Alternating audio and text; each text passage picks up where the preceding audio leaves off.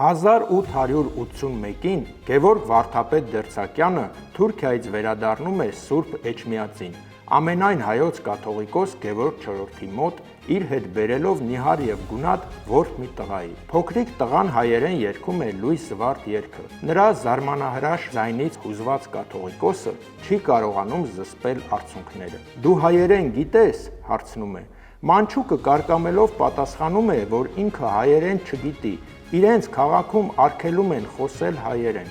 միայն հայերեն երգեր գիտի, որ լսել է։ Կաթողիկոսը կարգադրում է նրան տանել Գևորգյան ճեմարան սովորելու։ Որփուկը Քեոթահիա քաղաքից էր, որին իր խնամքի տակ էր վերցրել հայրական տատը։ Դասարանցիների պատմելով նա շատ վատ էր հագնվում, երբեմն քնում էր լվացկատների սառը քարերի վրա, բայց լավ էր երգում։ Նրան կոչում էին թափառական փոքրիկ երգիչ։ Եվ կպատկերացներ արդյոք Գևորգ IV կաթողիկոսը, որ իր առաջ շփոթված ու վախվորած կանգնած խեղճ որփուկը դառնալու էր հայ ազգային և դասական երաժշտության հիմնադիրը, մեծ երգահան երգիչ Վարդապետ Կոմիտասը։